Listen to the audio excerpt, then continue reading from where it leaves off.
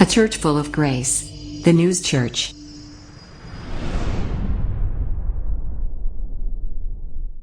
오늘 말씀입니다.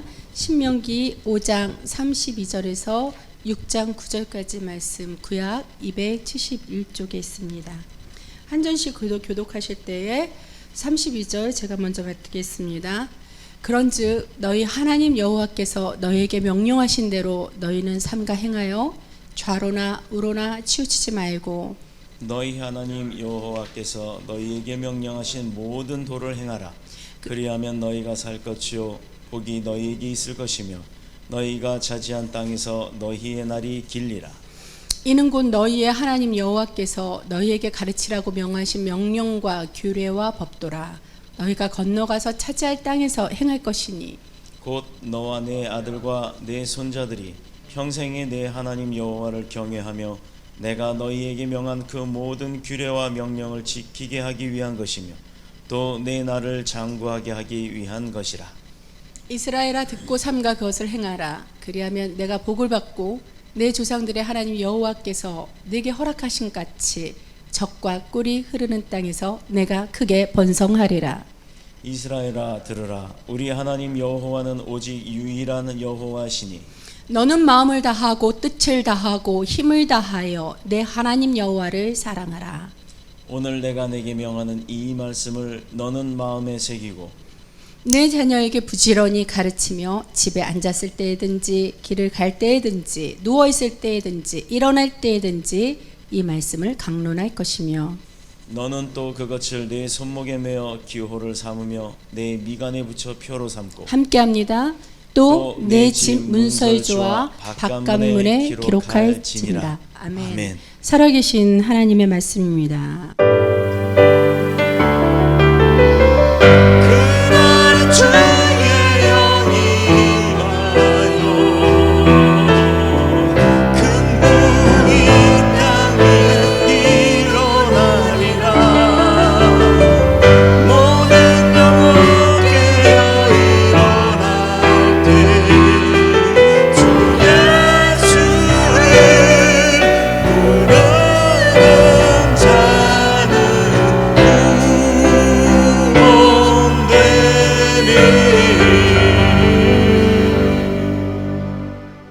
가정이란 무엇인가라는 제목을 가지고 윤석동 목사님 은혜로운 말씀 전하실 때 많은 축복받기를 예수님 이름으로 축복합니다. 할렐루야. 아멘. 우리가 오늘 그 주님과 함께하는 날입니다. 또 주님의 날이죠. 또 주일이라고도 표현합니다. 그러면 오늘의 주권은 내게 있는 것이 아니라 하나님께 있습니다. 그러면 하나님께서 우리에게 주신 것, 그것이 무엇인지를 오늘 알아보고자 합니다. 5월달은 가정의 달이고 또 오늘은 스승의 날 기념으로 드리는 예배이기도 합니다. 그런데 사실상 5월달 그 몇째 주죠? 그 첫 주 월요일인가요? 목요일인가요? 그날이 되면은 언제서부턴가 우리나라의 청년들 뭐 성인이라고 인정을 하는 그런 성인식을 인정하는 그런 날이 있기도 합니다. 남녀가 만나서 그 서로 사랑을 하게 되면 금방 만나고 몇 시간을 만나고 몇 시간씩 앉아서 이야기를 하다가도 막 돌아서자마자 또 보고 싶어요. 그러면 집에 가가지고 전화로, 예전에는 뭐 그 어머니 아버지 모르게 그 수화기를 방으로 쭉 끌고 들어가가지고 연애하면서 막 전화를 오랫동안 합니다. 그런데 그러다가도 전화를 하다가도 또 만나고 싶고 계속 볼 때마다 더 만나고 싶고 나중에는 아예 같이 있고 싶고 그러다 보니까 결혼이라는 것을 하게 되고 그렇게 가정을 꾸리게 되고 또 자녀를 생산하고 출생되는 자녀를 통해서 그 자녀를 양육하고 교육하고 이제 막 그렇게 먹고 살면서 행복하게 산다. 이게 어떻게 보면 그러다가 이제 우리 평생의 삶을 마감하는 것을 우리는 보통 인생이라고 표현을 하죠.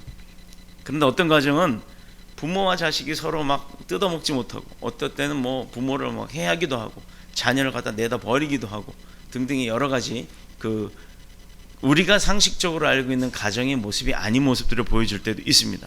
그런 가정을 보면요, 부부가 서로 원수처럼 속이고 싸우고 막 그래요. 그러다 보면 이혼까지 가고 가정이 깨어지고 자녀들이 뿔뿔이 흩어지는 그런 가정도 간혹 보게 됩니다. 그렇다 그러면 과연 우리가 이 가정이란 무엇인가라는 이 오늘 말씀의 제목을 가지고 우리가 무엇을 좀 알아볼까? 그럼 가정이라고 하는 것 자체가 왜 생겨났고 또 그런 가정은 왜 존재해야 하는지 그 존재의 목적에 대해서 알면 그 답이 나올 거 아니에요. 그래서 오늘은 말씀을 통해서 이 가정이 어떻게 이루어지고 만들어지고 유지가 되고 또 형성이 되고 또 번성이 되고 번영이 된 이후에 어떻게 가정이 이어져 나가는지에 대해서 성경을 통해 찾아보고자 합니다. 나이가 차면요, 요즘도 그런가요? 요즘은 잘 삼무족인가 뭐라 그래요? 세 가지를 삼포족인가 하는 취업도 안 하고 결혼도 안 하고 뭐 등등등 몇 가지를 가장 힘든 일이라고 해서 요즘 젊은 세대가 그것을 포기하는 세대라고 합니다. 나이가 차면 꼭 결혼을 해야 하나? 가정을 꼭 이루어야 하나? 나 혼자도 잘 먹고 잘 사는데, 나 혼자 벌어서 먹고 사는 것만 가지고도 내가 버는 걸로 나 혼자 풍성하게 쓰는데 왜 결혼을 해서 그렇게 힘들게 살아야 될까라고 하는 부분. 행복해야만 할 가정들이요, 어떻게 보면 요즘에 너무나 많은 문제점들을 안고 살아가기도 합니다. 인생의 요람이라고 하는 가정에서 사람들이 오히려 상처를 받고 또 고통을 당하기도 하고 감당하기 힘든 일들을 겪기도 합니다. 그러면 감당하기 어려운 문제와 또 인생의 스트레스는 그런 맛들이 내게 찾아온다고 하면 그냥 그게 인생의 짐이 돼버리니까 자기 스스로가 그것을 그냥 감당하지 못한다고 포기해버리고 쓰러지고 마는 거예요. 그런데 이 가정이 어디서부터 시작이 됐는데, 과연 누가 만들어 주셨는데 그 가정을 그렇게 포기하고 삽니까? 저희는요, 어떻게 만났냐면 얼굴 보고 만난 게 아니에요. 저와 안 목사님은 목소리 듣고 만났어요. 그럼 전화 폰팅을 했나? 아니요, 우리 시대 땐 폰팅이라는 게 없었어요. 펜팔이라는 건 있었어도 인터넷도 그렇게 뭐 많이 있지도 않았고 휴대폰이라는 거는 더더욱이 없었죠. 그때 당시 휴대폰은 아마 주집사님이나 황집사님 아실 거예요. 이따만한 거, 벽돌 같은 거에 안테나 달려서 뒷주머니 꽂고 다니는, 그것도 아무나 갖고 다니지 못했죠. 그런 시대였습니다. 삐삐도 흔하지가 않았던 시대에 우리는 이제 무전기라는 걸 통해서 알게 되었는데, 무전기는 이제 목소리로만 여러 사람들이 전파를 공유해서 통신을 합니다. 그런데 어느 순간 우리 안 목사님 목소리가 딱 들려요. 그런데 순간에 이 심장이 어떤 생각이 들었냐면, 이 여자 내 여자다. 와, 이런 세상에 얼굴도 안 봤는데 목소리만 듣고 누군지도 모르는데 왜 그런 마음이 들었을까요? 제가 그 답은 나중에 얘기해 드리겠습니다. 우리는 이런 가정과 환경이라고 하는 것, 내가 누구든지 성장을 하고 이뤄나가는 그런 가정들은 누구에게나 주어지는 조건입니다. 또 어떻게 보면 그 누구에게나 주어지는 축복이라고도 할 수가 있습니다. 인간관계를 통해서 그 가정이라고 하는 작은 인간관계, 그걸 통해서 과연 우리는 무엇을 얻을 수 있고 무엇을 이루어야 할까요? 하나님이 우리 그 가정 가운데 있는 가정이 있고, 또 어떤 가정은 하나님이 안 계시는 가정이 있고, 이제 그렇게 두 개가 비교가 되겠죠. 하나님 모신 가정의 바른 모습, 마땅히 지향해야 할 가정의 사명이 무엇인지를 좀 알아보고자 합니다. 창세기 1장 27절에 보면 제가 읽겠습니다. 하나님이 자기 형상 곧 하나님의 형상대로 사람을 창조하시되 누구와 누구를? 남자와 여자를 창조하셨다 라고 되어 있죠. 이것은 사람의 존재는 이미 우리가 하나님의 손에 의해서 빚어졌다, 만들어졌다, 창조되었다라는 것 다 알고 있습니다. 그런데 먼저 만든 아담이 있었고 이후에 하와가 생겼는데, 아담의 갈빗대, 잠자할 때 갈빗대를 취해서 그 갈빗대를 기초로 하와를 만들었다라고 성경은 가르쳐주고 있습니다. 왜 하와를 데려다가 두 사람이 한 몸이 되게 해서 같이 행복하게 살 수 있도록, 이것은요 둘의 부족, 남자가 있고 여자를 만들어서 남자의 종으로 붙여준 게 아닙니다. 종으로 살아라 라고 한 말씀이 없잖아요. 남자가 있고 여자가 있다는 것은 그 아담이 외로워 보였기 때문에 그 아담의 부족한 부분들을 서로 채워가면서 서로 하나 되게, 따로가 아니라 하나 되게 살라라고, 교류하라라고 해서 하나님이 그 한 몸을 허락하셨고 그 가운데 첫 번째 인류의 가정이 탄생이 된 거예요. 그렇다면 창세기 2장 24절에 보면, 이러므로 남자가 부모를 떠나 그 아내와 연합하여 한 몸을 이룰지어다. 또 이 부분을 보면요, 사람들이 원래 있었나 보지. 그러니까 부모 사이에서 떠나서 둘이 만나서 그럼 아담과 하와가 만난 거겠지라고 생각하겠지만 그게 아니고요. 그렇게 아담과 하와 이후에 자손들이 번성을 했을 때 남자 여자들이 서로 만나게 되면 한 가정을 이루라라고 명령을 하신 내용입니다. 그러므로 사람의 시작과 더불어 결혼이라고 하는 그 제도, 그래서 결혼을 통해서 가정이 이루어지는 것 자체도 이미 그 기원은 하나님께로부터 시작된 하나님의 계획이라는 거예요. 그런데 결혼 안 하겠다? 하나님의 뜻을 반하는 거죠. 이혼하겠다? 하나님의 뜻을 반하는 거죠. 바로 이겁니다. 이렇게 하나님의 형상을 따라 만들어진 아담과 하와, 즉 남자와 여자를 통해서 가정이란 존재가 이 지구상의 역사 위에 자연스럽게 생겨난 것이 아니라 하나님의 명령하에 발생이 된 것이라는 겁니다. 먹고 마시고 즐기고 이런 단순한 육체적 쾌락, 육체적 행복을 추구하는 그런 가정의 목적이 아니라는 거예요.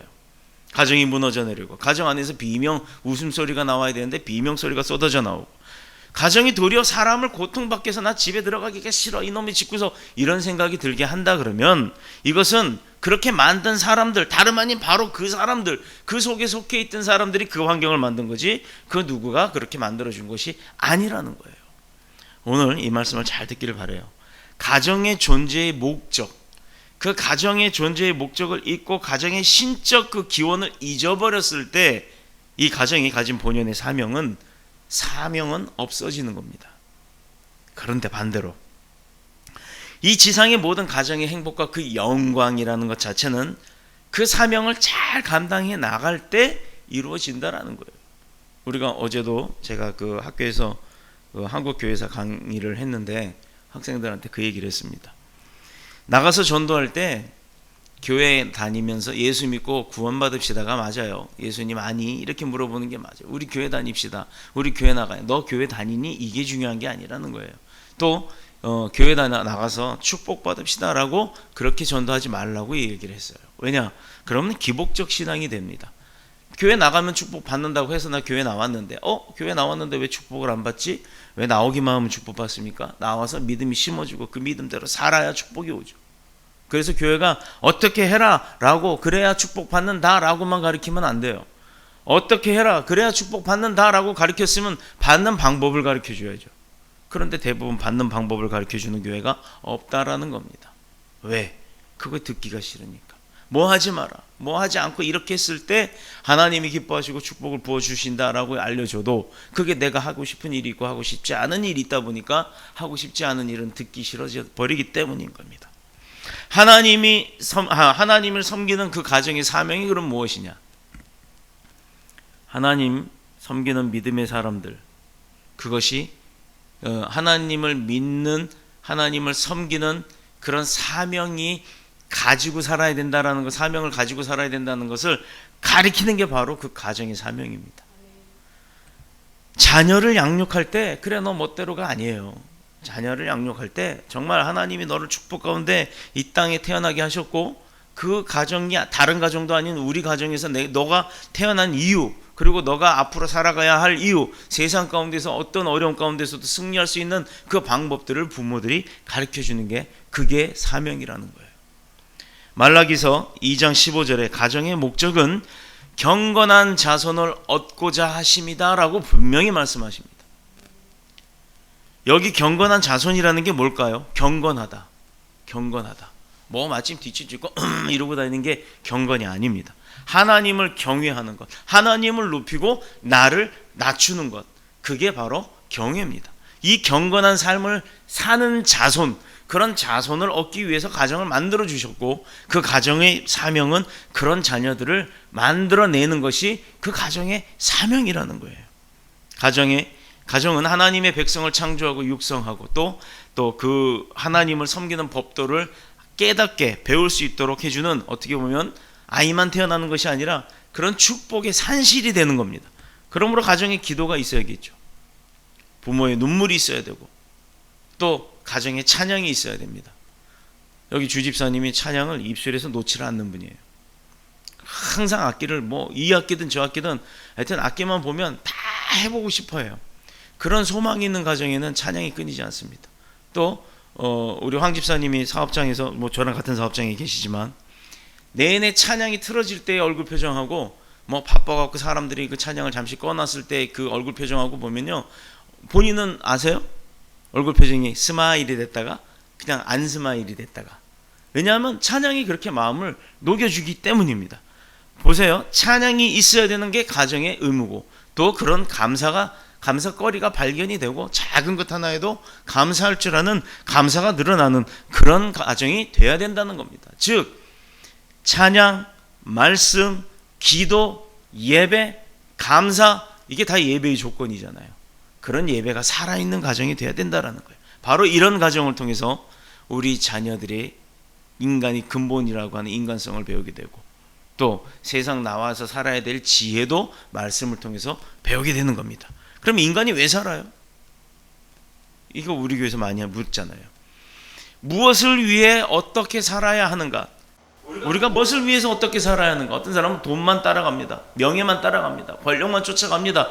그 끝에 말로가 어떤지 다 지금 여기서 방송 보면 잘 나오잖아요, 요새 TV에. 그런데 그거 제껴놓고 내가 돈 많지 않아도 내가 쓸 수 있을 만큼, 근데 쓰는 것도 과욕이 아니라 지금 내가 가진 것 유지하는 것만큼, 그래서 필요한 것만큼만 갖는 것도 감사라고 생각을 하고 살아가는 사람들에게 믿음까지 있고 감사까지 있고 찬양까지 있다면 어떤 게 과연 기쁨일까요?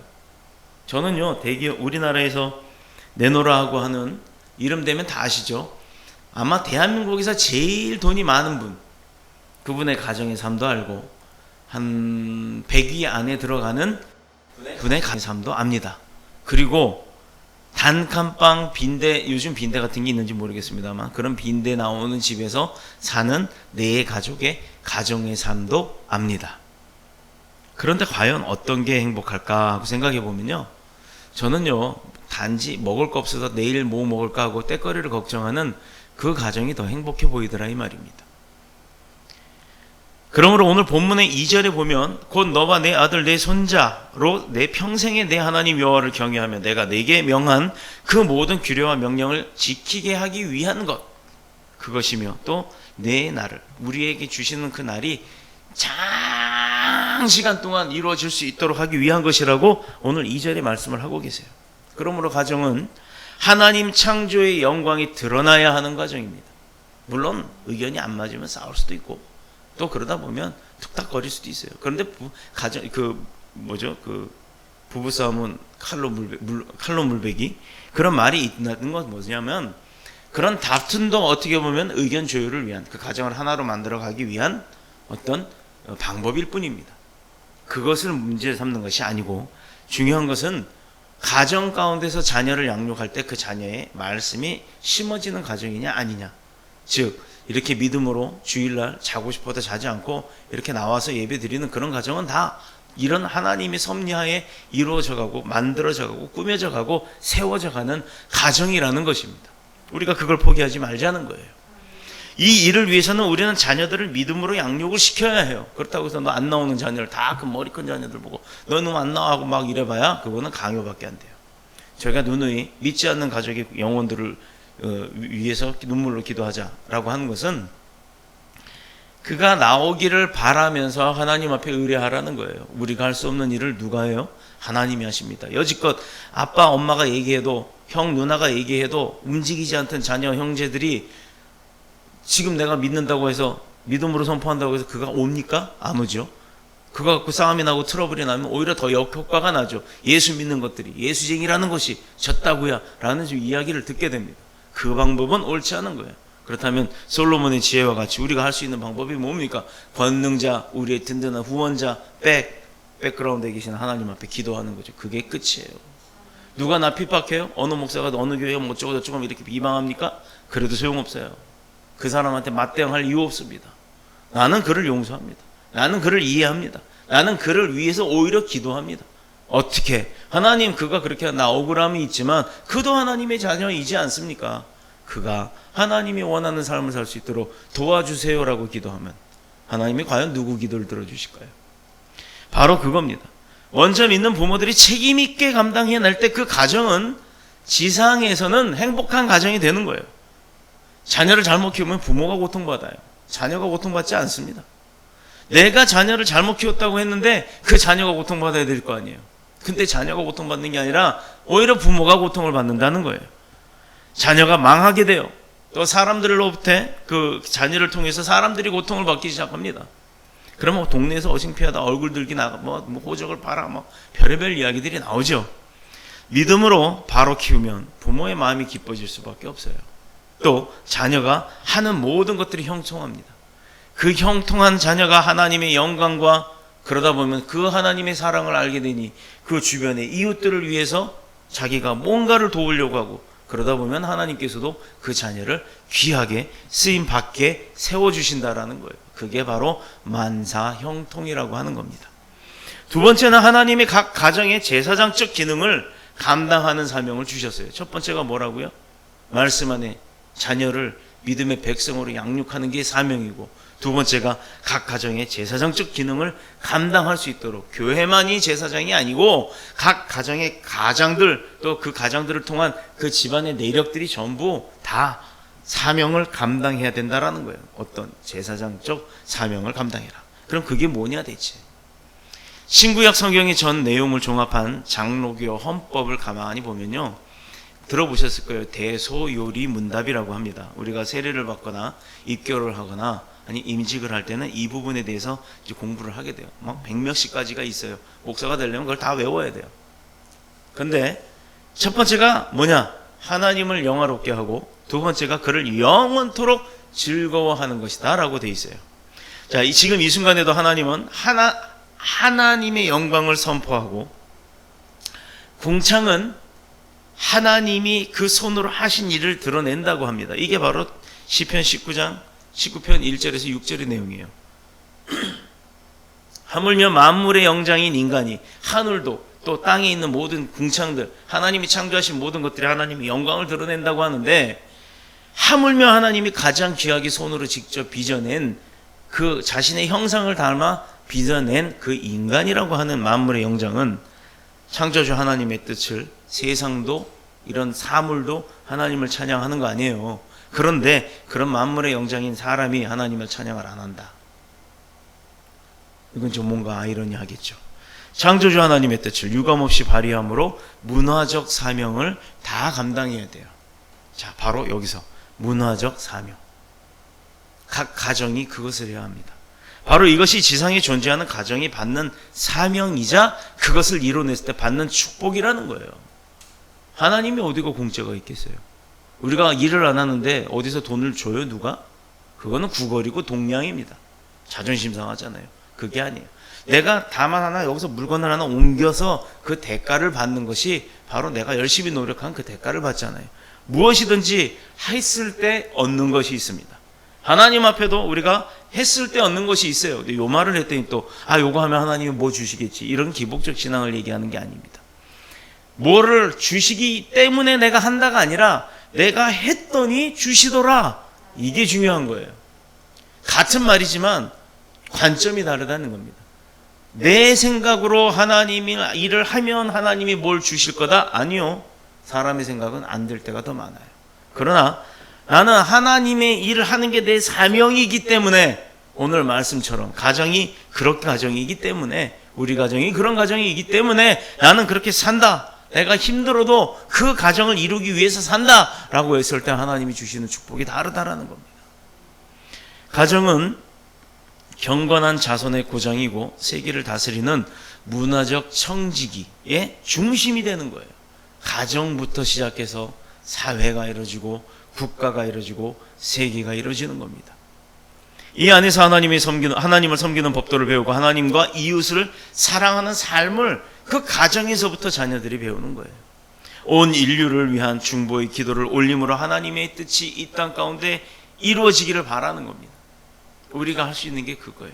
거창한 대형교회 10만 명, 100만 명, 아니면 인터넷에 보면 몇억 명씩 쳐다보는 그런 그런 인기 유튜버처럼 그런 게 아니고, 아무도 알아주지 않는 그냥 내 가정, 내 자녀들, 내 아내, 내 남편, 내 형제들로부터 시작을 하는 게 하나님이 원하시는 거라는 겁니다. 그게 가장 인기 있는 거예요.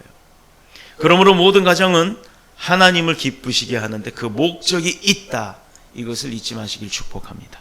이 일을 위해 하나님은 이스라엘을 선택하셨고 오늘날 우리 또 이 자리에 앉아있는 저와 여러분의 가정들을 선택하신 줄로 믿습니다. 특별히 가정 안에서의 그런 부모의 역할은 무엇이냐? 아버지는 가정을 대표하는 영적인 제사장이에요. 그러므로 가족의 종교 생활은 물론 육신의 건강, 집안의 행복을 책임지고 그것을 위해서 매일매일 하나님을 향해 기도해야 될 줄로 믿습니다. 후손들에게 창조주 하나님, 여호와 하나님을 가르쳐야 됩니다. 어머니의 믿음은 경건한 자손을 얻는 것을 첫 번째 소원으로 삼고 또 그 자녀들이 그 어머니가 되는 것, 그것이 여자로서의 영광이요 축복이요 행복임을 믿어야 합니다. 하나님이 짝지어 주신 내 남편, 또 그를 통해서 얻어진 내 자녀들 얼마나 행복해요. 나를 통해서 이루어지고 있다는 거예요. 그러니 가정에서의 엄마의 역할이 얼마나 중요합니까? 그러나 불행하게도 죄송해요. 여자분들을 비하하는 거 절대 아닙니다. 현대 여성들 중에 일부분들이 하나님이 여자들에게만 주셨던, 여자라고 표현하기가 좀 그런가요? 여성들에게만 주신 그 신성한 의무와 권리와 그것들을 축복인 줄 모르고요. 거부한다니까요. 나 애기 안 낳아. 결혼해도 뭐 딩크족, 핑크족, 그 애기도 안 낳고 살겠다고 하는 그런 사람들. 세상에서 행복을 찾고요. 집 바깥에서 여자들의 권리를 찾으려고 한다는 겁니다. 본문 7절 9절에 내 자녀에게 부지런히 가르치며 집에 앉았을 때든지 길에 행할 때든지 누워있을 때든지 일어날 때든지 이 말씀을 강론하래요. 강론하려면 알아야잖아요. 외워야 되잖아요. 너는 또 그것을 내 손목에 메어서 우리 좋은 시계 차고 다니는 게 중요한 게 아니라는 거예요. 메어서 그 기호를 보이지 않는 영적 띠를 매라 이거죠. 그래서 내 미간에 붙여 표로 삼고 내가 여기 그리스찬의 자녀라는, 그리고 그 내 집 문설주와 바깥문에 기록할지라. 자, 이 얘기는 뭐죠? 결론은 하나님의 말씀 속에 묻혀 살으라고요. 우리가 그 핫도그나 그 돼지고기 이렇게 튀겨서 먹는 거, 돈가스나 보면 거기에 이렇게 바삭바삭한 거 붙어 있잖아요. 그걸 튀길 때 어떻게 해요? 뭐 빵이 됐든 뭐가 됐든 막 놓고 계란인지 밀가루인지 묻혀가지고 그거를 후룩 굴려다 튀김에 싹 넣으면 거기에 바삭바삭한 게 튀겨지면 엄청 맛있잖아요. 마찬가지예요. 근데 본질적인 그 나라고 하는 것, 가정이라고 하는 것, 자녀라고 하는 것에 뭘 묻힌다? 맛있는 말씀을 묻히고 살으란 얘기예요. 그래야 더 값어치가 있잖아요. 민둥민둥한 그 핫도그 해봐야 그게 있고 빵가루 묻힌 핫도그가 있든가, 요새 막 거기 막 울퉁불퉁한 것도 있는데 그 세 가지를 딱 놓는다 그러면 같은 값이라면 누가 어떤 거 먹겠어요? 가장 커 보이고 맛있어 보이는 그런 걸 먹죠. 민둥민둥한 핫도그 먹지 않잖아요. 돈가스도 돼지고기만 튀겨놨다 그러면 그게 돈가스입니까? 맛이 그렇게 있지 않을 거 아니에요. 마찬가지입니다. 가정이 많아요. 근데 그 가정이 말씀으로 묻혀져 있어요. 그렇게 반짝반짝 바삭바삭 그 가정이 항상 드라이해요. 그러면 얼마나 행복해요. 누가 봐도 저 가정은 행복한 거죠. 심지어요, 우리 뭐 부부가 붙어 다니니까 참 별의별 소리를 다 해요. 금술이 좋아도 나쁜 소리 나오더라고요. 그래도 뭐 그건 말한 사람이 자유니까 그 사람은 그런 사람하고 인정하면 그만입니다. 그거는 것 자체가 누군가 어떻게 나를 뭐라고 하고 또 누군가 어떻게 내 생활이 어떻다 어쩌다 막 이런 거 얘기해도요, 그거 아무 신경 쓰지 마세요. 그게 뭐가 문제가 됩니까? 나만 아니면 되는 거예요. 나만 하나님 앞에 그 말씀이 묻어서 그런 반짝반짝거리는 그런 말씀이 내 온 가정을 다 덮고 있다면 뭐가 문제가 되겠냐 이 말이죠. 누군가 와서 쳐도 기껏해야 나는 다치지 않고 그 겉에 입혔던 빵가루만, 말씀 가루만 떨어지고 말 겁니다. 그런데 그 말씀가루 떨어졌다 그대로 두나요? 우린 또 기도하고 또 말씀으로 무장해서 또 새로운 말씀을 붙여놓으면 되는 거예요. 바로 이게 하나님이 원하시던 영적 가정의 축복의 원리입니다. 부모들이 특별히 가정 안에 있는 그 어머니들이 이 자녀들을 잘 양육하고 가르쳐야 될 것, 정말 그거 중요한 겁니다. 우리 주집사님 자꾸 가정 얘기를 해서 제가 죄송한데, 한결이가 있잖아요. 할아버지와 한결이죠. 할아버지와 손자인가? 할아버지와 한결이라는 유튜브 그 채널을 만들었어요. 이 두 분이 워낙에 그 유아들 양육에는 아주 베테랑입니다. 전문가예요. 남들은 돈 주고 유치원에 보내서 어쩌고 저쩌고 막 이렇게 해갖고 유치원에서 교육 받는 것 그거 중요할지 몰라요. 이제 아마 그 유튜브 채널이 아주 잘 될 겁니다. 왜냐? 공짜잖아요, 일단. 그리고 아이템이 일반 유치원에서 하는 아이템이 아니라 가정에서 하는 아이템을 직접적으로 보여주는 거예요. 제가 잠깐 봤어요. 그냥 뭐 대사도 없어요. 말도 없어요. 뭐 화려한 글귀나 이런 것도 아무것도 없습니다. 그런데 보고 있으면요, 나도 모르게 이게 샥 올라가요. 내가 아는 한결이라서가 아닙니다. 그 영상 자체 보면 아유, 나도 저런 손자 하나 있었으면 좋겠다라는 마음이 들 정도로. 이게 바로 진실한 리얼리티, 팩트입니다. 바로 그런 거예요. 가정의 모습이 그렇게 보여지는 것. 보이기 위한 가정이 아니라 하나님께서 보시고 인정하는 그런 가정. 바로 이것이 축복받는 가정의 비결입니다. 세 번째, 모든 가정에는 하나님께서 주신 문화적 사명이 있다. 이게 뭘까요? 창세기 1장 26절을 보면 앞에 서도 쭉 나오고요. 사람을 만들고 그로 바다의 고기와 공중의 새와 육축과 온 땅과 땅에 기는 모든 것들을 다스리게 하자. 또 1장 28절, 하나님이 그들에게 복을 주시며 그들에게 이르시되 생육하고 번성하고 땅에 충만하라. 땅을 정복하라. 바다의 고기와 공중의 새와 땅에 움직이는 모든 생물들을 다스리라. 지금 그렇게 하고 있나요? 안 하고 있나요? 사람들이 하지요. 이것이 선언되었습니다. 이것은 아담과 하와가 하늘과 땅과 바다에 있는 모든 것들을, 그 모든 영역들을, 그런 자원들을 다 관리하고 다스리라는 거예요. 이 세상이 얼마나 넓어요. 나 혼자서 그걸 다 할 수가 없으니까 많은 사람들이 각각의 전문 분야로 나눠져서 자기 일들을 파트에 맡아서 그 일들을 하고 있는 겁니다. 너무나도 조화롭게 톱니바퀴 맞춰가듯이 잘 이루어져 가죠. 그러므로 아담은 모든 피조물의 이름을 짓기 시작했어요. 너는 뭐다, 너는 뭐다, 너는 뭐다, 뭐다. 자, 그들을 다스리는 은사라는 것, 능력을 얻게 된 겁니다. 누구로부터? 하나님으로부터. 어떻게? 말씀으로 주어진 축복이 있었기 때문에. 자, 우리에게 축복합니다. 가정에 뭘 해야 된다고요? 어떻게 해야 된다고요? 어떻게 살아야 된다고요? 이것만 지키면 그 가정이 어떻게 된다고요? 하나님이 인정하신다고요. 하나님이 인정하시는 그 순간 바로 하나님께 다 낼 겁니다. 권세 있죠, 권능 있죠, 물질 부어지는 겁니다. 뭐가 문제가 되겠어요? 그렇게 하기가 어렵다라는 게 문제인 거죠. 모든 피조물의 이름을 지었던 그 아담이 능력을 얻은 것처럼 그들은 하나님의 손에 의해 창조된 피조물의 세계, 이것을 보존하고 발전시키는 그 사명을 받은 거예요. 먼저 피조물에 대한 하나님이 선택하신 목적과 계획을 찾아내야죠. 하나님이 이걸 왜 만드셨지? 아, 그렇구나. 하나님의 뜻을 알고 나니 그건 그 이름을 지어주고 그 용도로만 쓰면 됩니다. 엉뚱한 용도를 쓰니까 사탄의 도구가 되는 거죠. 우리의 자녀도 각 가정에서 부모들의 영적 유산을 물려받는 거예요. 우리 아버지가 뭐 목사면 목사의 영적 무슨 뭐 그런 권위를 다 물려받겠죠. 그런데 오히려 그 거꾸로 될 때가 많죠. 쉽지 않은 일입니다, 결코. 그런데 그 어려운 일을 자꾸 해내지 말입니다. 네? 바로 그거예요. 어려운 일을 해낸다라고 하는 것은 노력인 거예요.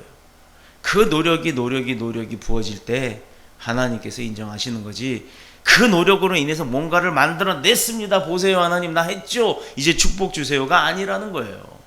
하나님 앞에 최선을 다해서 노력하는 그 모습 자체가 하나님이 우리를 통해서 쓰시고자 했던 그 이름을 이루고자 하셨던 그 길을 우리가 가고자 노력하는 것만간으로도 하나님께서는 인정하신다라는 말씀입니다. 먹고 살기 위해 직장을 다니는 것이 아니라 문화적 사명을 가진 자로서의 하나님의 나라와 그의 의를 이 땅에 이루어질 수 있도록 주어진 그 사명을 감당하는 차원에서 의식주를 해결하라고 직장 생활을 하라고 하시는 거예요. 내가 먹고 살려고 하는 게 아니라. 왜 살지요? 했더니 그냥 웃지요라고 하는 분도 있어요. 왜 살지요? 뭐 죽지 못해 살아요. 이 사람이 무슨 낙이 있겠습니까? 왜 삽니까? 하나님의 영광을 위해서 삽니다. 이 사람 얼마나 모든 게 건설적이고 모든 걸 위해서 적극적으로 살아가는 그 모습이 보이지 않습니까? 가정은요, 하나님이 영광 받으시는 거룩한 제단이라고 생각하시면 됩니다. 이유는 하나님이 가정을 만드셨기 때문이에요. 가정을 만드신 목적이 하나님이 그 가정을 위해서 만드시고 나서 그 가정을 통해서 내가 영광 받기를 원한다라고 해서 만들어 주시는 거라는 거예요. 우리가 서로 가다 길에 눈 맞고 뭐 잘생겼네 못생겼네 뭐 마음이 맞네 어쩌네 막 이래가면서 눈이 맞아갖고 결혼하는 것 같죠? 아닙니다. 아니라고요. 하나님이 붙여주신 배필은 내 몸과 같습니다. 그렇기 때문에 내가 내 몸을 도려내는 일은 안 하는 게 옳은 거예요. 그게 지혜로운 겁니다.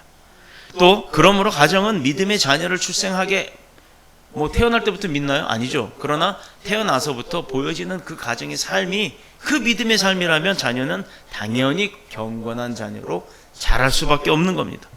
이게 바로 경건한 자손을 보존하게 하는 것. 태어난 아이는 그렇지 않아도 그 아이가 그렇게 바뀌어져 가게 보존하는 것, 이것이 우리에게 맡겨진, 가정에게 맡겨진 문화적 사명을 다 하는 거라는 거예요.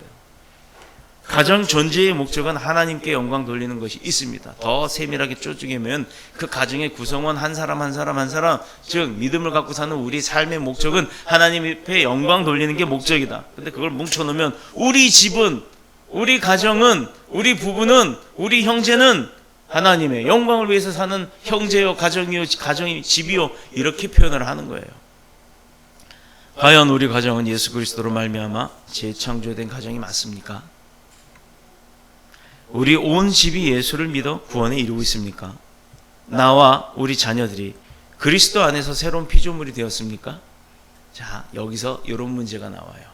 내가 믿지 않았을 때하고 우리 신학생들도 그 소리를 해요. 어저께 요새 좀 많이 힘들대요. 어느 한 분이 그 소리를 해요. 아니 왜 이렇게 얼굴이 어둡냐, 어디 아프냐 그랬더니 교수님 저 평신도 때가 더 좋았던 것 같아요 라는 이야기를 하더라고요. 그래서 제가 어떤 간증을 하나 했습니다. 저에 대한 간증을 하면서 나도 평신도였다가 목회자가 되었는데 나는 평신도 때 살던 그 삶이 되게 잘 사는 줄 알았다. 직원도 100명, 1년 매출이 몇백억씩 되는 그런 회사의 CEO, 뭐 그때 당시 제주였던 뉴그랜저 그런 거 타고 다니고 집도 몇십 평짜리고 서울에 있고 그것도 요진 신림동에 집이 있고, 야, 나 이 정도면 되지 않아? 직원들 영양사도 데리고 있을 정도로 직원도 많고. 그런데요, 그렇게 누구나가 그게 세상에서 성공한 줄 알더라 이거죠. 저도 그러고 살았습니다. 그런데 그게 아니더라 이거죠.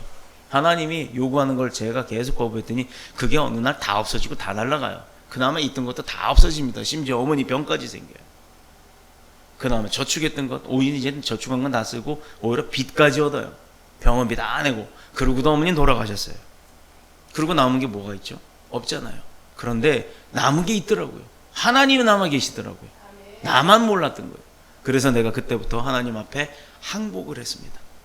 두 손들을 항복했더니 항자에다가 두 손들 하나 더 그으면 행복이 되더라, 이 얘기를 하면서 하나님 앞에 항복을 빨리 하는 자가 행복한 겁니다.